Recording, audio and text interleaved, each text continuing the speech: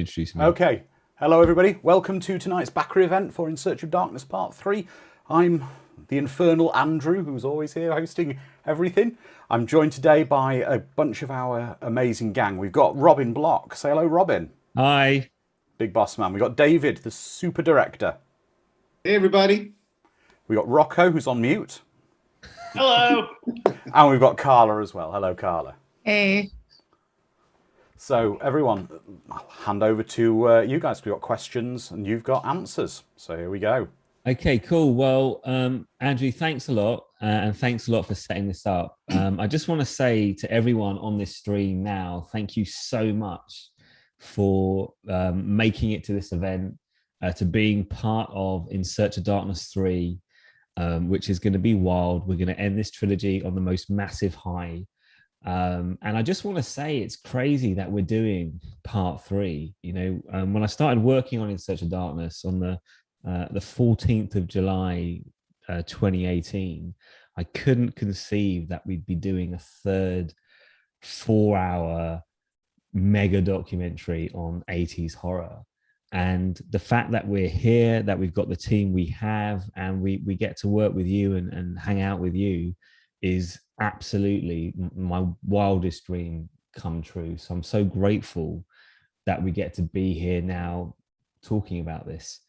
You know, the campaign we ran in October, we had an outstanding result. You know, many thousands of backers showed up, and I was so nervous about this campaign, and I needn't be, because it was, you know, a hugely successful campaign, and we're so delighted to be being able to, you know, make this happen for you all.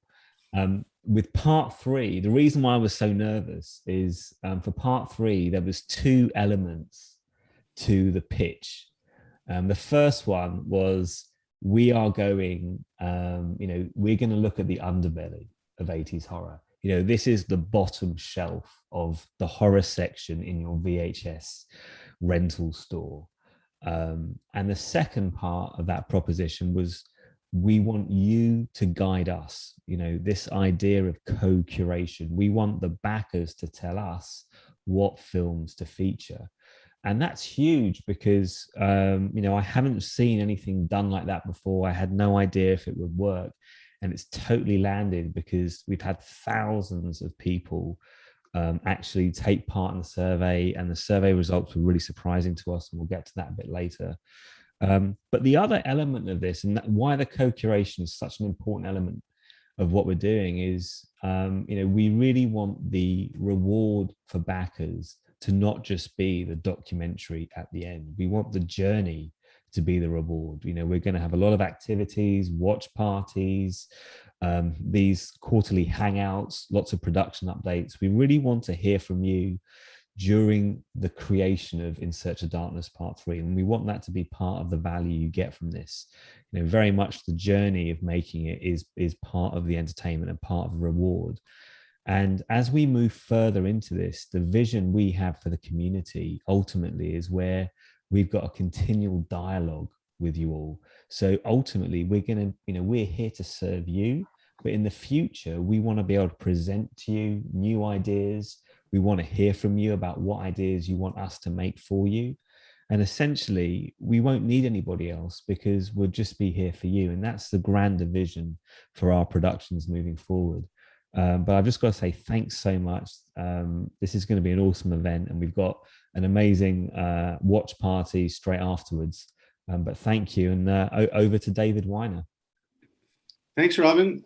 I want to echo what Robin has said in many ways, but primarily the fact that we made this what was supposed to be a little movie at the very beginning. That was a backer-funded documentary that just blew up into this 4.5-hour beast of a film that just wasn't enough. And the response was so positive that you guys said, we need more. And why didn't you put in all these other movies that we wanted in there? And we did part 2, and it was received so well, but I kind of thought that was going to be the end of it. And so I take a absolute pleasure, no pressure. I take absolute pleasure going to Letterboxd, where people don't hold their punches at all. They don't pull punches whatsoever. And they talk about what they think about In Search of Darkness 2. And it's amazing to me that so many people say that they think it's an improvement on the first, and they want to watch more. That, you know, bring on the next 4 hours, bring on 24/7 of 80s horror. And to me, that's an ultimate relief. Not only is it an encouragement, but it's a relief, because the one question I always get asked is, why didn't you put in blank movie? And the reason is, even if you have a 4.5-hour movie, there's just never enough time to cover it all. So the fact that this time around, not only are we doing more based on your encouragement, but we get to integrate and ingratiate all of your what you want, you know, you choose was really our mantra for this third film.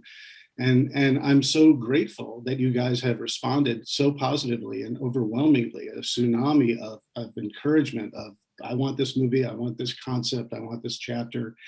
The fact that you guys have been voting for your favorites and you got to write it in, courtesy of Carla putting together a great structure to be able to start that process rolling, is really great, because now we have the first round of results of what you guys want. And I'm actually going to be shortly revealing some of those movies that you chose. I'm not going to say what's top, what's bottom, but I do want to reveal a couple films, although I want to keep a lot of it a secret, so it's a surprise for you guys. It's been wonderful that you guys have been voting, and I'm really looking forward to revealing a couple of those movies. So I'm going to now hand it over to Carla, who's going to talk a little bit about the process of bringing you guys in on this process, this community process, and this fan-driven, by the fans, for the fans process of voting for your favorite 80s horror movies that we still haven't even gotten to. And then we'll talk about some of those movies that you chose. Yes, thank you, David. So so we were really wanting this to be a journey that we take together as we explore these films for In Search of Darkness Part 3. And while we feel that we get such great feedback from our social media, you guys always letting us know what you want to see, we wanted to do something special for the backers. And so we wanted to give you the opportunity to vote for your faves. And, you know, initially we could have given you a list of films to choose from, but we really wanted to see what you guys would come up with. So our first part of the survey, we wanted you just to give us your top 10 films. And then from there, we created a short list. As you can tell from the second survey, it wasn't too short of a short list, but you guys gave us such great feedback. I mean, on that first round survey, we had almost 2,000 people respond with their 10 films. So that was a lot of movies to kind of come through and distill and, you know, what we thought would be a really good variety and the best kind of short list for you to choose from. And then for the second round, we had 2,000, for almost 2,500 of you participated and voted for your top 10 faves.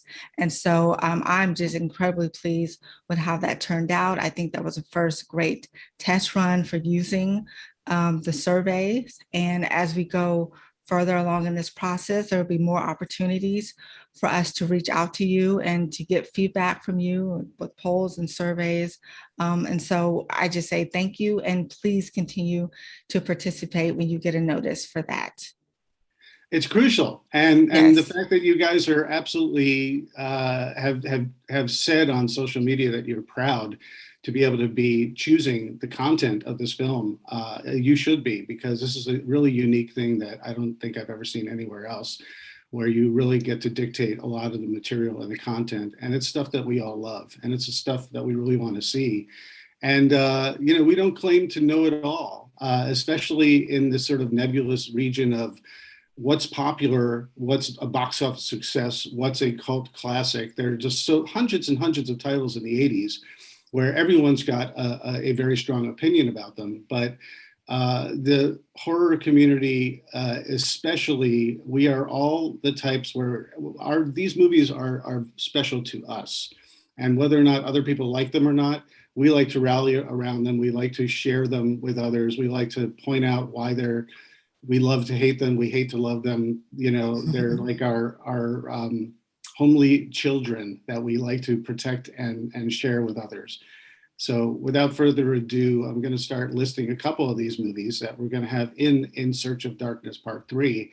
When I don't list the one that you have chosen, do not fret. There's a wide variety of things that you guys have suggested, movies that I have never even seen, that I've always wanted to see, that I now know is on your radar, so it's now on my radar. But I figure I'll give you a little sampling. And so Andrew is going to show you the video cover. We just mentioned the titles because you guys are going to find out all about these films if you've never heard of them before in the film. And if you know them well, then pat yourself on the back. It's because of your vote that we have it. So the first one is, and I'm also going to give one more caveat. We talked about this is the underbelly of horror. This is the lower shelf in the VHS, the bottom shelf of the VHS video store. And we mean that, but that's not going to be the entire film, In Search of Darkness 3 content. We're still going to do theatrical releases that we still haven't gotten to. We're still going to do stuff that are just fan favorites. But a lot of the stuff that we are going to do really is the stuff that is, when direct to video, was shot on video, you may never have heard before.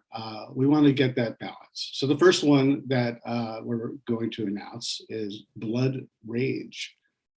Round of applause for Blood Rage. Woohoo! 1987 slasher about two twins, and on Thanksgiving, it's the Thanksgiving slasher that no one seems to remember when you talk about holiday slashers. Are you showing that? Because I can't see it. Yes, yeah, you won't be able to on the server, yeah. Okay. The next one that I am going to announce is one that I've been trying to get for the last two films, and we just haven't been able to get it enough content, or it hasn't fit. But it's a Wes Craven directed film that stars Bill Pullman, and it's called Serpent and the Rainbow. And if you were around in the 80s, this is a big theatrical release, and it's a scary ass film, absolutely. But I think these days it doesn't get talked about that much. It seems to have kind of gotten forgotten a little bit, unless you're a big fan like us. So that's going to get its spotlight in Search of Darkness 3. The next film that I'm going to announce is a Charlie Band special, Terror Vision. Terror Vision has made its way in Search of Darkness, either one or two at one point or another, where we've shown a clip from it, but we haven't covered it entirely. So I've been biding my time to get around to Terror Vision, and now we have a chance with In Search of Darkness 3 to be able to do that. So that's very cool. Another film that we're going to be talking about is a sequel to one of my all-time favorite movies of the 80s, and in general of any genre. But that movie that is one of my all-time favorites is Fright Night. And so now Fright Night Part 2 is going to get its due in Search of Darkness 3. 2, 3. All right. And then last and not least, I wanted to announce another film that people love quite a bit. I got to talk to Gene Simmons a little bit about this, and we're going to get another key cast member from this that we're going to be talking to about this. Rocco is going to be talking about who we've been talking to so far and who we've lined up, but a couple of them are relevant to this list. And this last movie that I'm going to announce that's going to be in Search of Darkness 3 is Trick or Treat. Rock and roll, man. Heavy metal. Demonic possession, all that kind of stuff. Is it really demonic possession, or is it just sort of a demonic entity? We'll have to dive deep into that. But I'm going to hand it over to Rocco now. And Rocco is the newest member of our team. We're so pleased to have Rocco on board, and he's doing a lot of the heavy lifting for me, especially while I'm finishing up In Search of Darkness, In Search of Tomorrow, our 80s sci-fi documentary.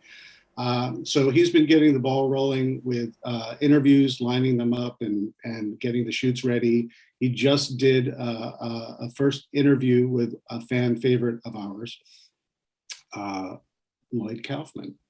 So, Rocco, without further ado, introduce yourself and talk a little bit about what you've been up to. I was about to say, can you guess which one? I'm wearing my Toxic Avenger shirt. Hi, everyone. I'm Rocco. I'm just so thrilled to be a part of this team. I am, as David said, the newest member of this team. I have signed on as an associate producer. You may know my work from Rue Morgue magazine. I'm the online managing editor there. But yeah, this has been an absolute dream come true to join this crazy journey. We, as David said, have just begun interviews for the documentary. We spoke with Lloyd Kaufman already. A few of the ones we have lined up that are locked in already are Ted Niccolo, the director and writer of Terror Vision, Bill Lustig, Felissa Rose, Mark Soper, who is the star who plays the two twins in Blood Rage, Mark Price from Trick or Treat, the star of that film, Tibor Takis, who is the director of The Gate and I, Madman, two films that may or may not have been your top 10 choices. We can't say, but definitely did pop up in the overall first round of the voting, yeah. Yes, questionnaire early on. And then also William Ragsdale is on board to discuss Fright Night Part 2, which I am personally very excited about. Yeah, so that process has been a lot of fun. Everyone's really excited to do the interviews. You know, we let them know that this is all about co-curation with the fans, with all of you backers, with all of you guys, and that their films have been requested by you guys, and that we want to celebrate their work. You know, some documentaries can be a little more critical of their work, and we're not opposed to that, obviously. But this is ultimately a celebration of 80s horror, and that really gets people excited to talk about films that may not have gotten their due in their day, like Fright Night Part 2, like Terror Vision. So yeah, that's what I got. It's important to mention that because this is a co-curation element, yeah, they're very excited to be sitting down with us, and they know the deal with In Search of Darkness Part 1 and 2. So they're very happy to get to sort of join this expanding cast of the movies. One element that we're integrating this time around, we've done it in the past here and there, but this time we're being making much more of a concerted effort to, when we have an interview lined up, we are going to solicit questions from you guys. And then during the interview, at a certain point, we are going to say backer and that backer's name has asked this particular question, and they'll answer it. And we aim to reveal these answers just during the process, so you don't have to wait for the film. So if you ask a very specific question, you'll get that specific answer from the talent during our year, leading up to October. Yeah, that's a pretty cool deal. On social media that we already posted 2 backer questions from our interview with Lloyd Kaufman. So definitely keep your eyes on our social media, because we definitely want to have your guys' voice in these interviews to ask these backer questions. And Lloyd never disappoints in being loony. Tell us a little moment of what he insisted was filmed during your interview. Yeah, so of course I was Skyping in for my first interview, and the first thing I see is Lloyd in a giant COVID helmet, and he insisted that he wear it for his intro. And I'm not sure if that footage will be usable in any way, but when you're speaking to Lloyd Kaufman, as the interviewer, you are not quite in control of the interview. He is in control. So it's about wrangling him, but he was really great. We had a great time. Dealing with all of his quirks was kind of a blast. And he was excited to talk to us. Did we have something, Andrew? Are we showing that clip? We're not. Oh, why not? Are we showing a picture? No, I don't. We've had a bit of a problem with them, so they'll go on the socials for people to see. Oh, okay. So yeah, go to yeah. socials so you can All right. see the silliness of this wonderful helmet that looks like it's a lost prop from Star Trek, the original. It'll be on our Instagram. He was very proud of it. Excellent. So onto some community discussion. Since Andrew, I put you under on the spot with some images that we don't have. Yes. Please, I want to talk about, just some of the community activities and elements that you're spearheading. You know what, Andrew, just before you sort of jump into the elements, I just want to say one thing about the community, which is really important for the context of what Andrew's going to talk about. And it's really this, like as a production company, crowdfunding is in our DNA. And I really think that sort of makes us different, because we're not like any other sort of normal production studio. And we're fully embracing community. And that's going to, our mission moving forward is to double down on what that is. And you will all see over the next few months and hopefully years how we differentiate ourselves and the experience that you get. And it's a long conversation we've been having for a few months. Andrew's been doing amazing work on our watch parties, organizing our YouTube, running our Discord, and things are going to get more fun, better. They've been growing rapidly over the last few months. I'm so delighted with the direction this is going and the validation we've had from you to sort of make this happen. So I just wanted to caveat that this is very important to us. I want to also integrate real quick and state perhaps the very obvious, but we really live in a golden age right now when it comes to the technology of being able to connect projects with the community and with the fans and the backers. We are all fans of this stuff. And how cool is it that we can be putting together a film that you made happen from the crowdfunding process? But not only that, we really want to make sure that we are connected with you because you're our audience and we are creating content specifically tailored for you. And so how amazing is it that we could all just interact with you guys and get your feedback and input and just collectively hang out with you guys and talk about what we're up to while you're waiting for what we made for you. I just think that's amazing. Maybe I'm a little simple. Where's my flying car? It's around here somewhere. Okay, so community, it's really, really started to take off in the sort of latter half of this year. YouTube is really finding its legs. We're having a great time every Sunday doing watch parties. We're going to be mixing it up a little bit in the new year. Don't worry, watch parties aren't going away. In fact, they're going to be kind of expanded upon. There's some great stuff coming in the new year. The Discords are going to be reorganized a little bit, but again, it's going to be some really great changes that everyone's going to enjoy as we all come together a bit more. We're taking down, I think I'm okay to say this, Robin, we are taking down all the paywalls for our Discords. So anyone will just be able to join in. So whether you're a backer or not, you'll be able to at least be part of our community and hopefully back us from there. But we're going to have a great time, and it's just about hanging out with friends. It's so gratifying to see the people in our Discords and in our YouTube chat talking to each other, making friendships, showing each other cool stuff, exploring stuff, sharing stuff, and it's wonderful that we've all got friends around the world. So it's absolutely fantastic to have you all joining us every week. But we've got some awesome stuff. Like I say, just watch. I would say the 1st of February is the provisional date for the major changes going ahead, and there's going to be some stuff people are going to really, really enjoy.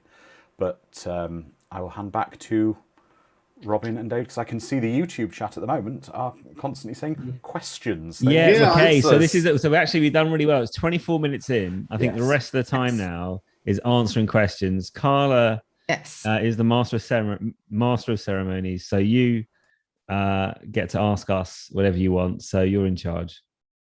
Okay, so first question is from Joel Craig. He would like to know, how long will the documentary be, and will other films be covered in addition to the Backer voted films? Who's that question to? This is to David. Yeah. The great news is that we have established this wonderful structure for these movies where we go from through the decade, 1980 to 1989, where we do movies for every single year. And then we've got the larger context chapters in between on very particular subjects, or even expanded interviews with certain talent, which we did in part 2. I plan to continue doing that, and that structure demands no less no less than 4 hours. So we're looking to have the same running time as the last two movies, and it'll be a wealth of material and content. And there will be movies that you guys didn't choose, but ultimately you guys are suggesting pretty much everything that we already had planned to put in here, which is just the validation that some of our choices are the ones that you want in the first place. So we're going to reveal a small window of movies that are in the movie because we've invited you to participate in the choice of what's going to be in this film. But I think I speak for all when I know that most of you guys, want some surprises. And so we'll reveal a couple more titles down the road other than what we revealed today. But I really want to keep a large portion of the films that we cover a secret. Although, gosh, when we start announcing other talent, it might be a bit of a tip of the hat of what we might be covering, like The Gate or something like that. If you guys are putting 2 to 2 together, you'd figure that one out already. Great, thank you. This question, I think, is for Robin. It's from Walt John DePape. Sorry if I butchered your name. How hard is it to get licenses for the footage shown in the docs? And which ones are easier or harder to get? I want to come back to that question. Could you ask me another one? Okay, any chance for other forms of media to make it into a future documentary, like TV series, ISOD TV series, or ISOD books? Yeah, absolutely. So with the book, that's something that's happening at the moment. I can't say too much about it. We're working with a really good recognized sort of horror publisher that's done books with Kane Hodder and Tom Savini and other such notable names. We're just going through the creative stage at the moment, so no word on when that will be coming out, but that's something that's in the pipeline. There's definitely, I'm wearing some In Search of Darkness merchandise, which you can get on Springtree. We're going to be kind of refitting that store pretty soon. But absolutely, there's no limit to what we can do with In Search of Darkness if the demand from backers is there. And I think that's the kind of North Star for us, is like, what, if you want it, there's enough of you that want it, we'll do our best to make it happen. Okay. Thank you. Another question for Robin from Justin Green. Any information on collector's editions? Will there be collector's editions? Yes, there will. So we've had, when we were running our campaign in October, that was probably the most asked questions, even though we kind of put it in, in the FAQs that we weren't going to reveal the collector's editions. So, and we've had, I can see on the questions list, we have quite a few. We are doing a few collector editions. We are not going to announce them until quite late next year. However, if you've backed In Search of Darkness Part 3, you will be able to change your selection to a collector's edition once we make those announcements. We will make those announcements. We don't have a date yet, but it will be later in 2022. Okay. Thank you. This is for Rocco. This is from Darren Williams. What is the process of finding the actors from the films to be part in the documentary and selling it to them to take part? Well, sort of going off what David was saying earlier about the miracle of technology, just the way that, the internet allows us to make these documentaries at all, to find this community of people like you who are interested in this sort of thing. It also allows us access to stars who, a couple decades ago would have just been disappeared or off the map. You couldn't find these people. So it's a lot of research, a lot of, calling in favors with people that who might be attached to these people. I know David has a lot of friendships out in LA with some very famous underground actors and not so underground actors that, that actually helps us get these documentaries made. And then at the end of the day, it's really about wooing them. They get an email out of the blue about somebody talking about probably a movie that didn't do so great for them. 20, 30 years ago, and that they would probably like to forget. But it's about telling them, there are fans out here of this film. There are fans who want to know what you've been up to, what the experience was like, good or bad. And, they like having their films reevaluated as well. It might turn something that was a negative into something a little more positive 30 years on. And yeah, so it's not everyone's like that. A lot of them are just ready to go immediately. Ted Nicolau was so excited to talk about TerrorVision. It took 2 seconds. But yeah, it's a lot of, just approaching them as people and being like, we want to celebrate you. And that's what these documentaries are about. And that's a key element. I just want to underline that, is that when the talent understands that this is a celebration of their material, and it's not setting them up for a punchline, they really enjoy being able to just sort of talk about what their expectations were for these films and the process of making the films. And, even if the film didn't do well once it landed, there's so much material about why they chose it, how it's in their wheelhouse, what the production was like. Once they understand, when we reach out to these folks, we really let them know that this is a celebration. And I think that's sort of part of the appeal. And we have now this wonderful track record of the first 2 films to show them that you guys have responded so positively to this, that some people are a little late in the game in turning around their perspective about people wanting to hear them talk about these things, so they don't bury it as well. Don Mancini, who wrote Cellar Dweller, he wrote that under a pseudonym. And, he was very happy to talk about it because he's like, I've only realized that I no longer have to hide from this because people actually love that film. So there you go. Yeah. Okay, this is for David from Tim Lima. Besides the films themselves, what other topics would be covered in the documentary?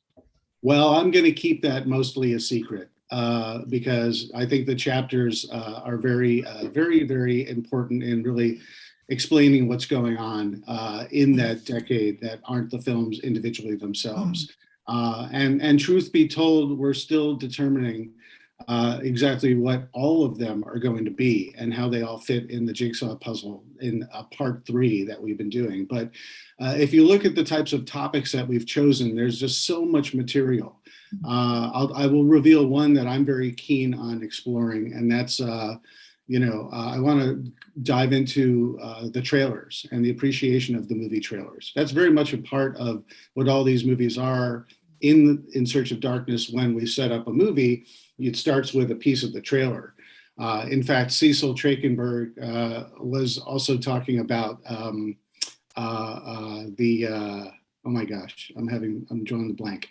But he talks about the trailer for one of the films in part 2 and how just the voice in the trailer alone, the Boogans, the Boogans. It's like, what's the Boogans? I need to know what the Boogans is because the trailer just sold me the Boogans.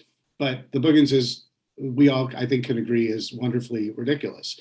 But the trailer made us, we have to know, what is the Boogans? So I'd love to dive into that a little more, and the trailer, the marketing and the trailers of these films back in that era, especially when they weren't as spoilerific as they are today. Great, thank you. Andrew, do we have any questions from the live YouTube chat? Oh, we've got quite a lot of questions just rattling through here at the moment. There's just so many going through. I'm just trying to pick one without being. Let's stick to our list. I'm sorry, I'm going to have to stick to the list because I'd be picking one person, and there's lots of pre-chosen questions. So no problem. So this is for Robin from Anthony Hensley. Will In Search of Darkness ever continue with another decade, and how's the soundtrack coming along?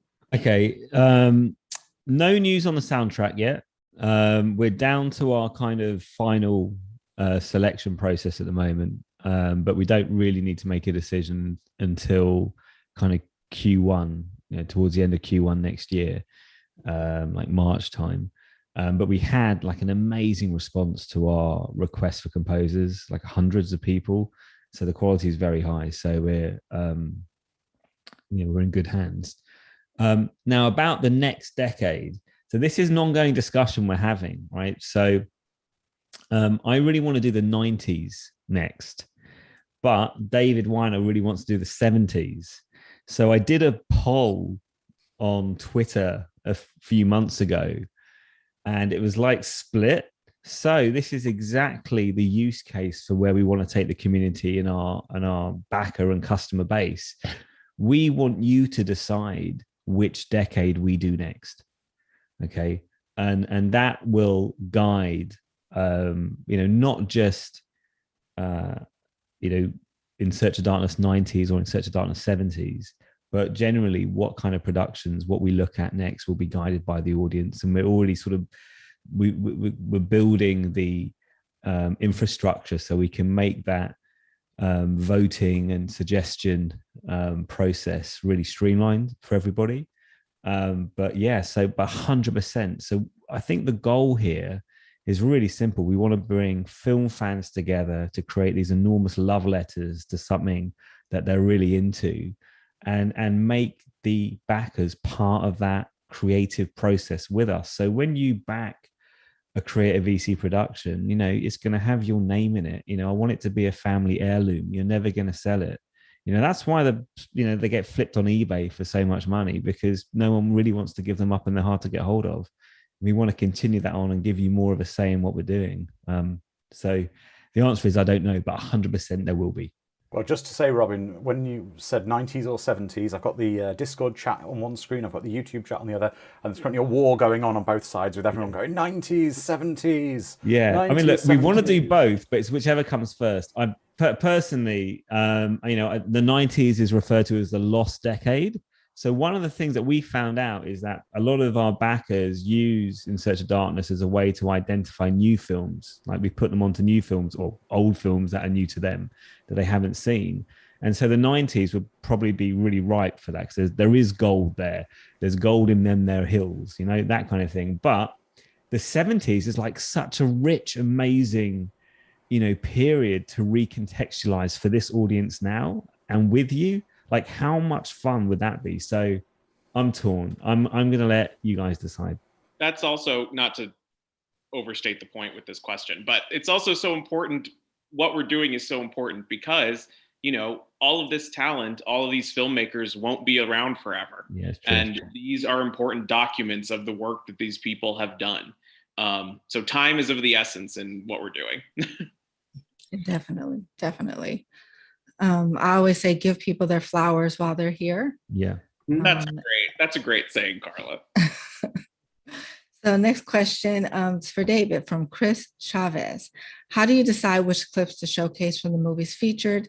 Do you already have scenes in mind, or do you watch each selection and note which ones stick out?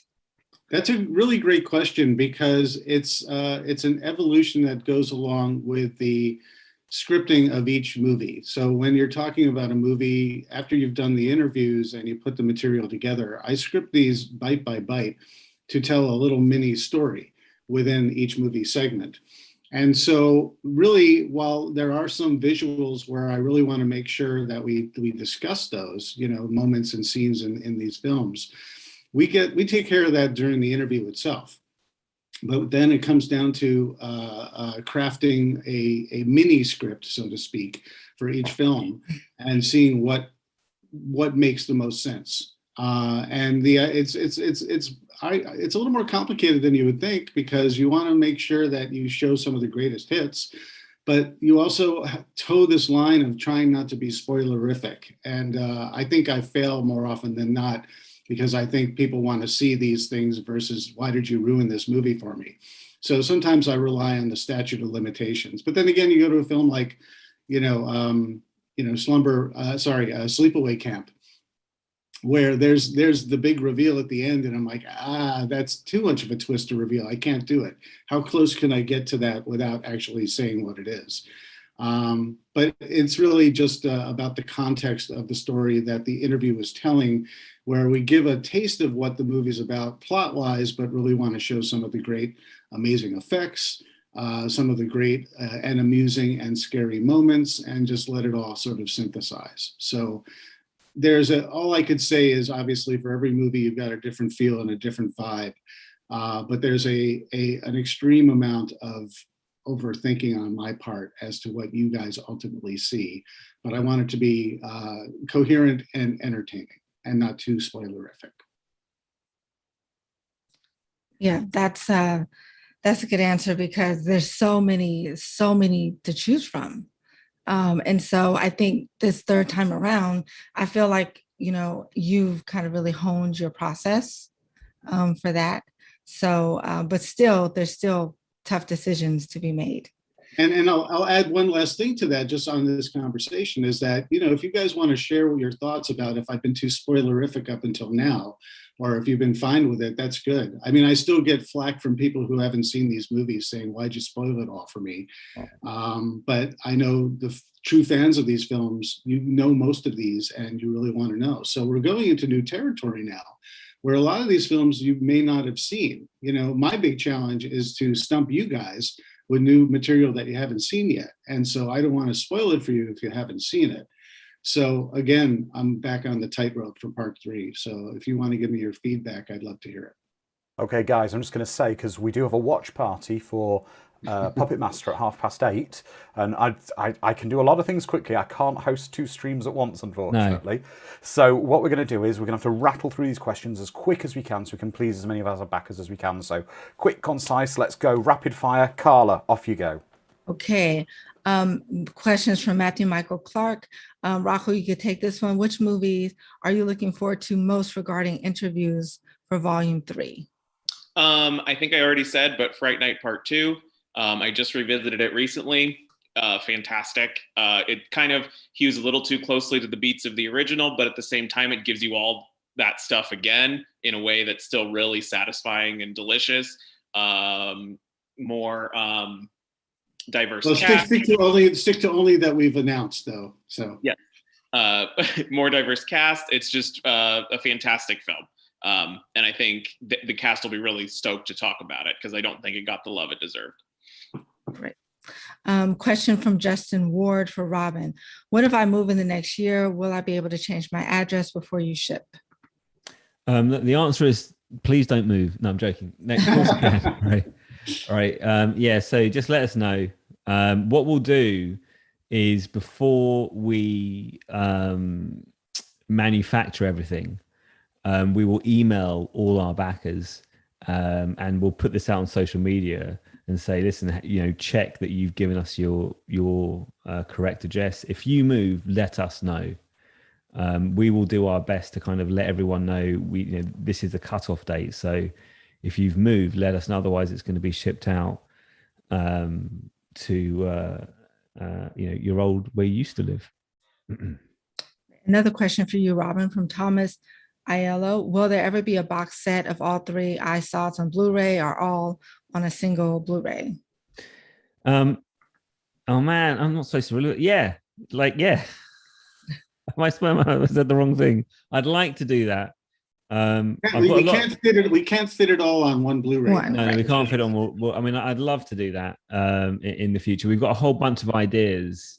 This is partly why we're not revealing the collector's editions yet, because if we get too far ahead of ourselves and something happens, then we only ever sort of let people know stuff when we're like 300% this is happening.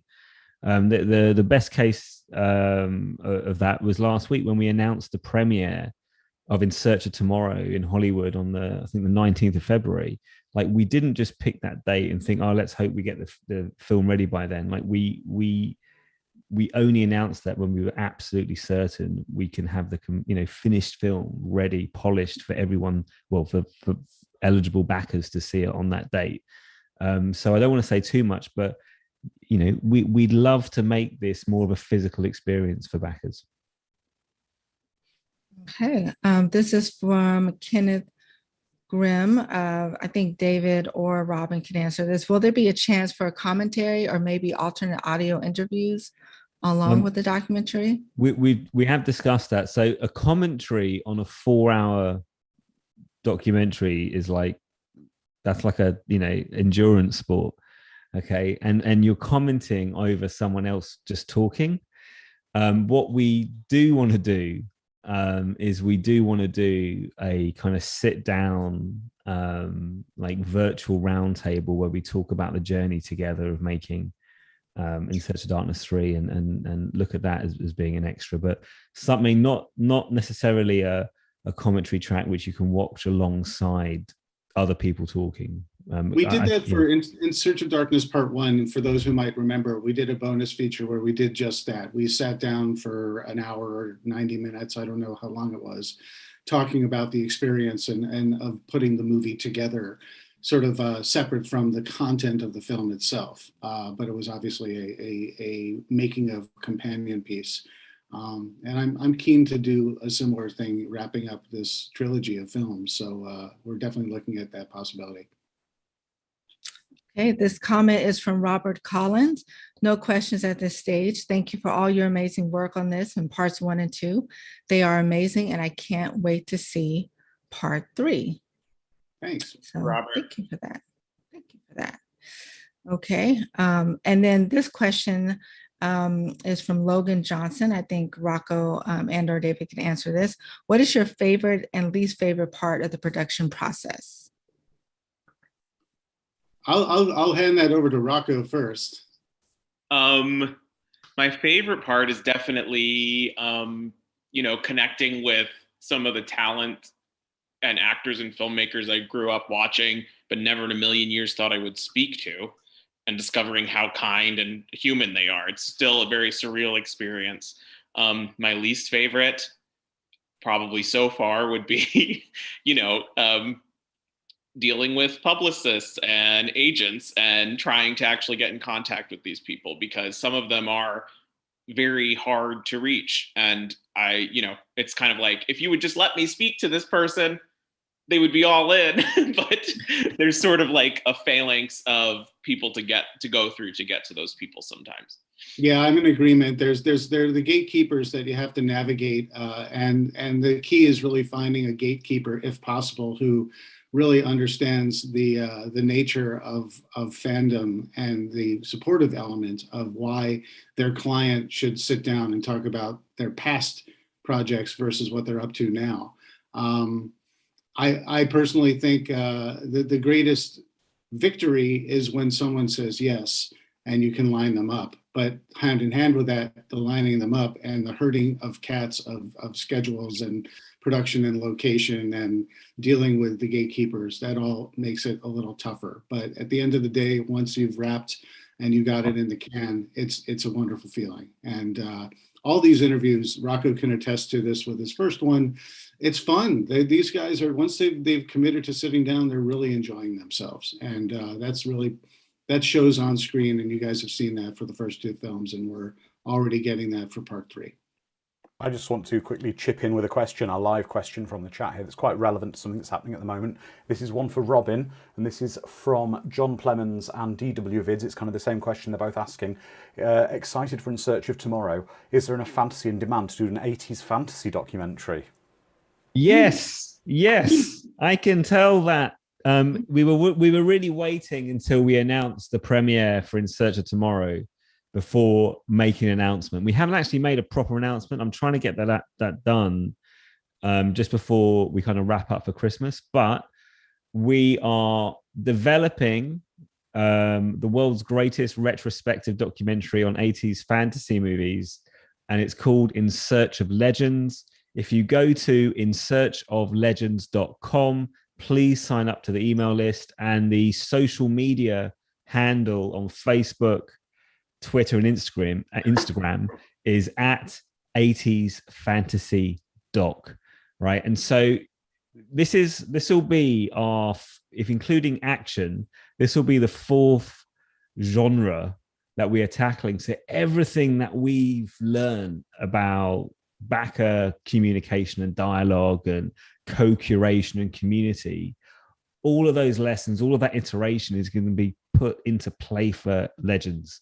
So, if that's your jam, if you love Conan, if you love Labyrinth, if you love Dark Crystal, then we've got you. But we want to just create this amazing experience for you guys where, you are really part of that journey with us, guiding us, and we're listening to you. And it's going to be so fun. So in terms of a timeline with that, we're not even really going to be able to start going into production until the latter part of 2023, because of the amount of work we've got ahead of us to complete.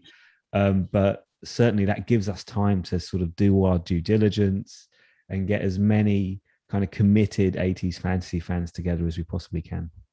Quickly before I hand back to Carla, who's doing a wonderful job with the questions, I've just got to say big props to Ghosts in the Air on YouTube, who says, "Create a VC high school football rules." This question is from Marina Ramon. I think this could be answered by anyone. Why has there been so little inclusion of female horror creators aside from the actresses? Are you looking to correct that in part 3? And I think that can go even to the larger question about, diversity and some of the challenges, we have and reaching out and getting that. Do you want me to say something then? You say something, David? Sure. Yeah. Okay. Well, so, diversity is very important. We're a diverse team. It's something that it's been a criticism leveled, I think, unfairly at times that we've heard before.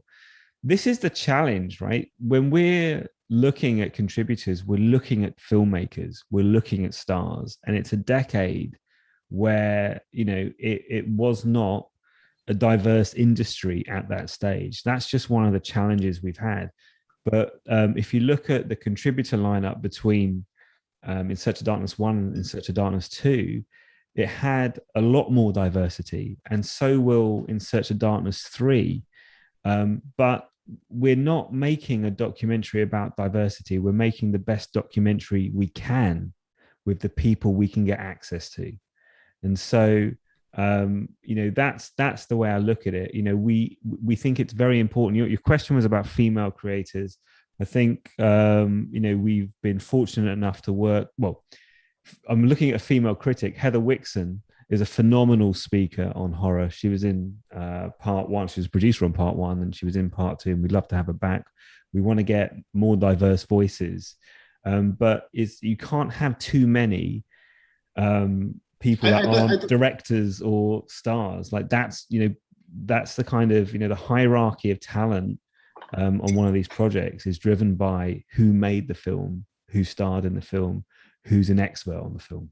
And it goes and to that point, when you look at the first In Search of Darkness, that was an unknown project and an unknown quantity that no one knew what it was, and we're just random people tapping shoulders saying, "Would you be in our horror documentary?" And we also had a limited amount of people. 50 is a wonderful amount of people, but we had 47 people.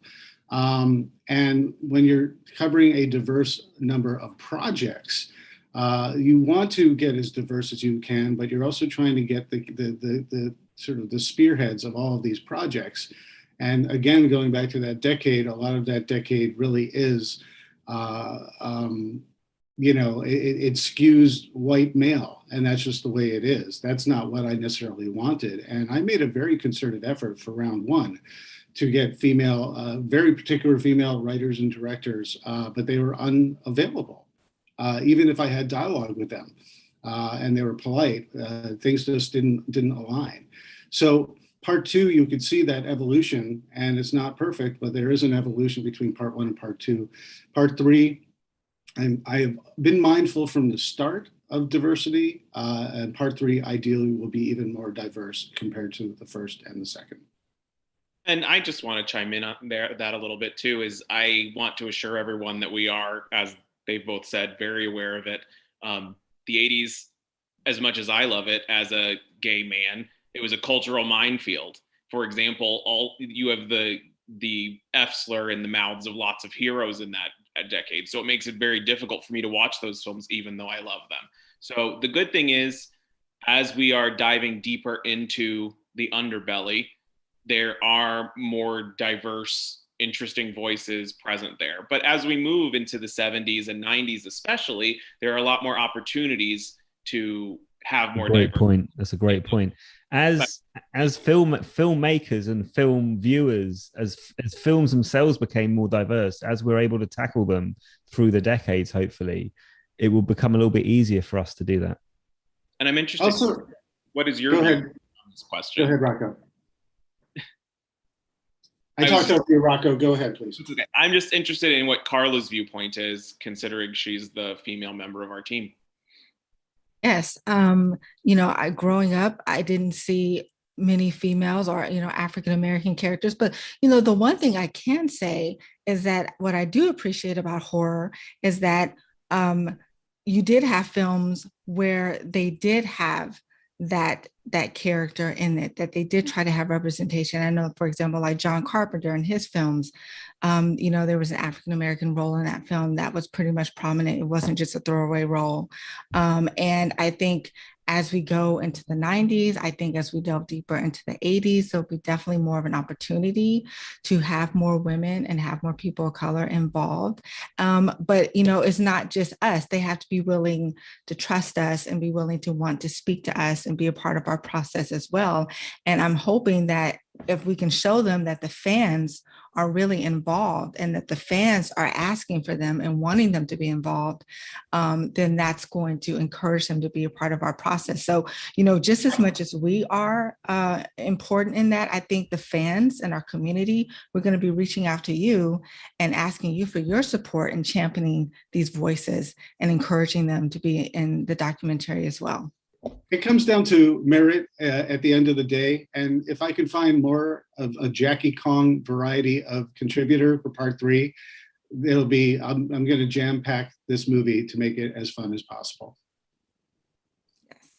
And I think the last question we could end on is from Christopher Albini. How does it feel for the team to be creating a part 3 or trilogy to the original In Search of Darkness? Oh, it's given me so much joy. I can't tell you. It's been the hardest thing, the hardest challenge to make this happen, because there's so much that backers wouldn't be aware of. I mean, it's really exciting to get to put these together, but manufacturing and fulfillment is very complex. Merchandising is very complex. Production is very complex. And, it feels amazing to be able to do this, but you can only do this if you have an incredible team. And I've been really lucky. I've lucked out with the team here. And I want to make, I'm going to make the team, I'm going to include you guys. If you're watching this now, you've backed us, you're part of our team. I think what's drew all of us to this moment right now is the intrinsic motivation, from a professional standpoint, to work on something you actually care about is rare in this life. And that fuels the constant problem solving that goes with trying to create a 4-hour documentary. But it's just, it's the defining project of my career. It's changed my life. I think it's changed the team's life. Everyone that's been brought together came together because they love this stuff. That's just the truth. And you can see it shine out of people. And that's why I think we've kept the same team. The team that you don't see, the art director, Clayton and Paul and Sam, they've been here. Dominic from day one. It's because everyone's here for the right reasons. Exactly.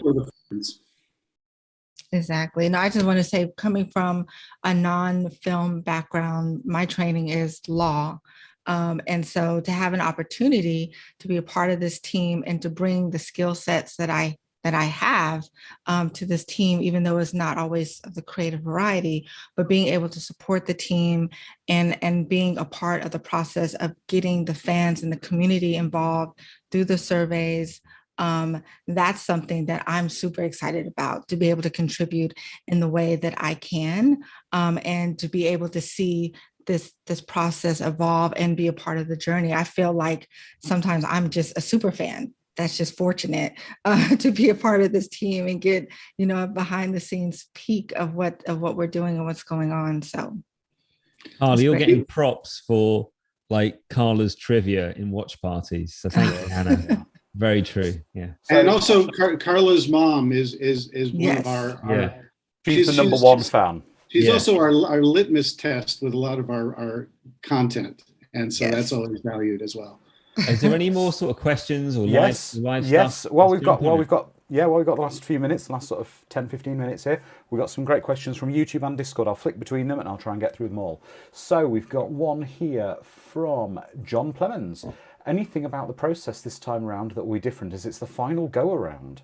Any particularly difficult challenges? I just want to say, who said it's the final time? Well, we've said it on the poster. Oh yeah. I'd like to answer that in saying that we've had two movies to really shore up our approach to how we tackle all this material. And you guys have responded very positively to this. I mean, I look back at the very beginning, looking at like Never Sleep Again and Crystal Lake Memory, saying, well, if they can do it and people want that, I think we could get away with a 4.5-hour movie about 80s horror. And because there's so much to tackle, going back each and every time, using essentially the same formula, I think really works. So part 3 is going to be essentially the same formula and structure. But I have a couple new approaches up my sleeve to make things interesting and a little different and extend this so it all feels new and fresh and familiar with what you want in the first place. Okay. So another great question we've got here is, and this is probably one for Robin, I would say. How did you get Chris Jericho involved in Search of Darkness Part 2? He's not the normal choice if you think of horror movies. This is cool, right? So, okay. So basically, I can't remember this story. So Chris Jericho is like a super horror fan, right? And he is buddies with Corey Taylor from Slipknot, who is a super horror film. And also, I mean, like, I know he's a rock star and stuff, but like, I knew nothing about Slipknot when I started chatting with Corey Taylor. All we talked about was his fandom around horror movies, and he ended up being like a phenomenal contributor because he knows his stuff, he's charismatic, and he adds value to his memories of the film. And Chris Jericho, his interview was outstanding. And how that came together was, we knew he was a super fan. Diana Prince, who co-hosts with Joe Bob Briggs, is friends with Chris because Chris Jericho was on the Joe Bob Briggs show and he was amazing on that. And we were like, hey, we'd love for you to be involved in this. So he came over to our studio in LA and it was a crazy day. This is like, you get these kind of mad moments, right? Making these films. I remember being on a Zoom call with Chris Jericho and Peter Weller, right? From RoboCop at the same time. And I was like, what alternate universe have I found myself in the same room in Burbank, California, and we got on with Robin. He's and such a bona fide, knowledgeable speaker on horror, and we ended up doing a collector's edition with him. And he was fantastic speaker, fantastic experience, great guy, and I relish moments like that. Diana Prince was pushing his involvement from the get-go, from the first film on, but we couldn't fit him in the tail end of the first, and it was very important for us to get him involved in the second, and we were very fortunate to have him really elevate the content from his fan perspective. Okay, well, now we got a question from BM Squared in our Discord, which is, what was something about the process that ended up being easier than the production team expected? Nothing. Okay. So I think making more movies. We had the confidence after the first. We just threw it out there in the ether. We were very fortunate that there were various film festivals around the world that just liked what we had, sight unseen, and wanted us to be part of them. And among those were Beyond Fest. And Beyond Fest asked us to be part of their premiere, and that really helped us get this out in a proper send-off. And since then, it's really been kind of warp speed in terms of getting people aware and a fan of In Search of Darkness, and then having Shudder become involved to sort of amplify the signal to even more horror fans. And that's really helped us. And so I would say easy, nothing, but serendipitous, absolutely, in terms of how this has resonated and connected with so many fans, and you guys, the backers, spreading the good word and sharing how much you are loving this film. The more you do that, the more we get to make more of these, because more people will know and more people will want. Okay. And another question, probably for David again. This is a great question from Austin on YouTube. Do you have any? Do you have the people you interview choose what movies they want to talk about? So, do you let them pick what they talk about, or do you give them a selection, or how's that process work? A little of each. A little of each. The way the format goes is we ask some questions that are relevant to horror in general, that usually are what will end up in the larger context chapters. And we'll discuss those, and then we'll discuss their particular projects that are relevant to the 80s or close enough to the 80s that are important to the material that we're doing. And then what I do is I usually have a very specific list from 1980 to 1989. I literally can either hand them the list or read it off. But sometimes that prompts a memory of a film. They're like, oh, it's not on the list, but can I talk about blank? And I'm like, please, by all means. And, these so many of the talent really just has, they're film fans, they're in film for a reason. And so when they get a chance to talk about a film that they're not even in, but are fans of, going back to say, the first film where Joe Dante was talking about killer clowns from outer space. I gave him a list, and he perked up when he saw Killer Clowns. He's like, oh, can I talk about this one?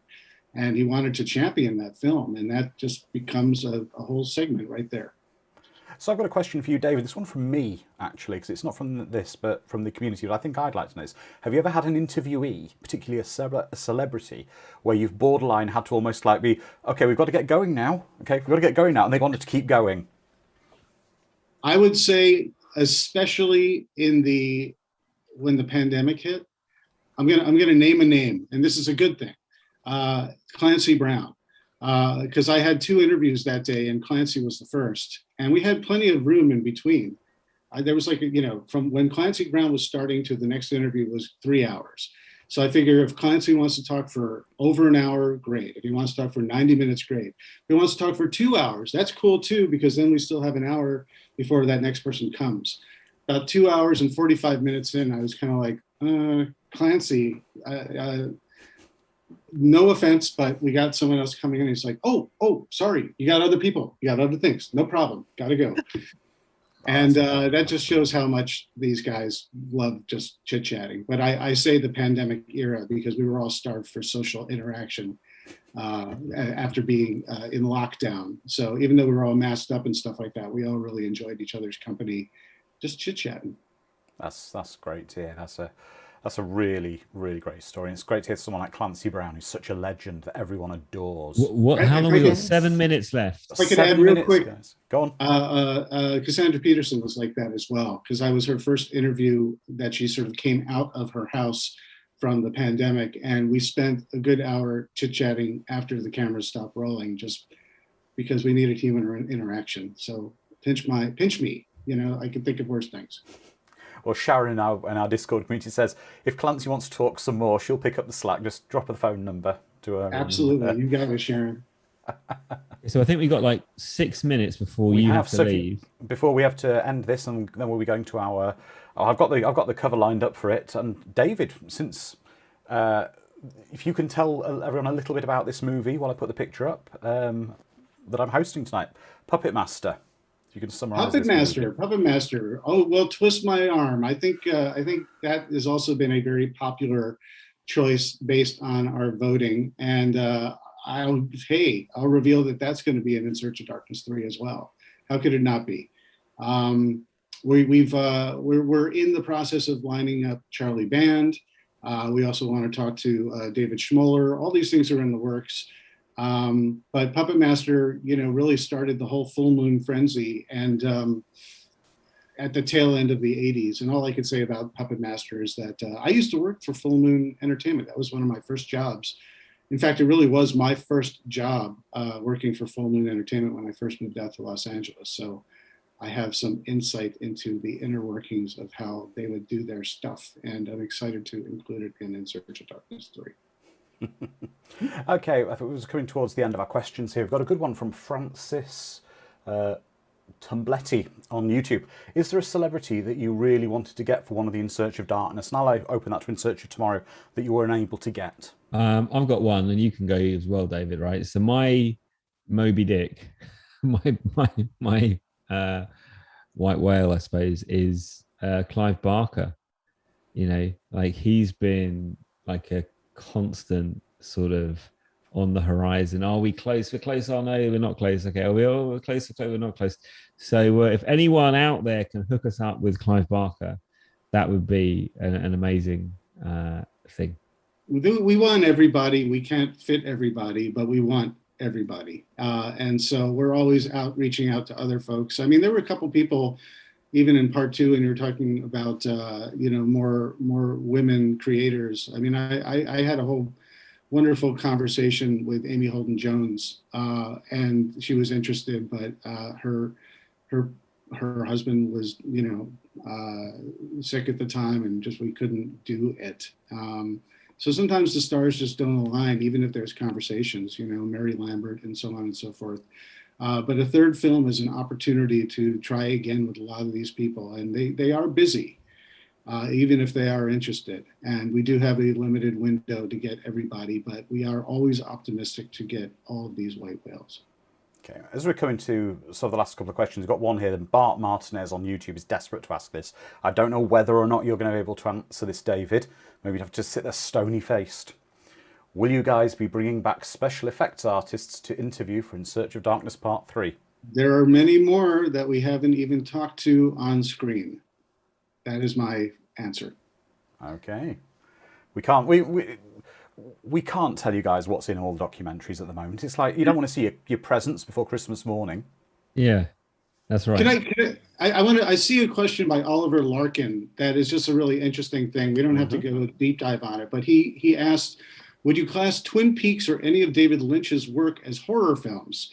Or would you class them more as surrealist movies? And I would put in Blue Velvet in there as well, because that's a very key 80s film that he's done, not to mention Elephant Man. There was a really great article in the New York Times recently about what horror is, and horror as a genre, and what horror means. And you could easily lump, Bambi, Pinocchio, for me, when they all turned into donkeys, scared the crap out of me when I was a kid. So it doesn't have to be a genre film just to be horror.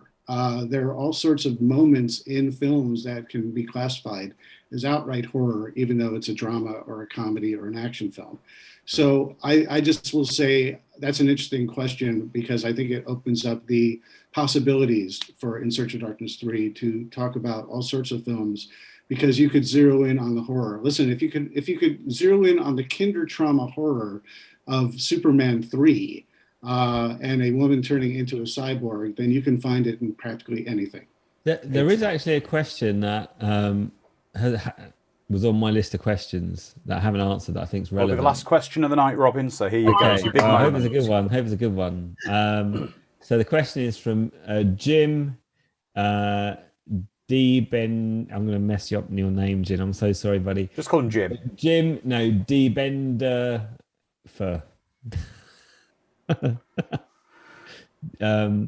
Okay, it goes, I love these docs. How long do you think you will sustain the series? So my view on this in a nutshell is like this, right? The value we add by making these films, these documentaries, is basically placing a layer of contextualization on these movies, especially if they're ones you already know about. You get to relive them in a small way, in a new way, through eyes of other people, and that's really the key value. And so the short answer is we will continue these documentaries for as long as we can drum up demand. So there's no end in sight. Our production pipeline at the moment is for the next 3 years. I'd love to extend it. There's many more decades, many more genres, and let's just see where this journey goes. But if you're with us, you're with us. And as we iterate through, we want to get better. We want to improve. We want to work with our backers more closely. So I said this on an update to my team this week. The best is yet to come. Okay, well, what a great note to end this fantastic backer event on. So as we're coming up to the end of this Backer event. Backer event. Forgot my words. I apologize. Having a moment, Andrew. I did. My brain just switched off. Yeah. So anyway, we will be back in approximately 15 minutes with a watch party for Puppet Master. So that'll be on our YouTube channel. Please join our Discord. It'd be great to have as many of you join us. You can also watch and join in on YouTube. So for everybody, and stay safe. Andrew, yes. also our special guest for yes, today's watch party. Our special guest is Cecil from Good Bad Flicks will be joining us. Amazing guy. So we're going to have so much fun. We'd love to have you join us. I'll see you in 15 minutes. Thanks, But everyone, everybody. This was stay awesome. safe. Thanks for the questions. Keep them coming. Bye-bye. Really, really appreciate all of you guys spending time with us today. Happy holidays. Hope you guys enjoy the next year. We hope that this next year will be even better for all of us in real life and in Fantasyland. Bye-bye.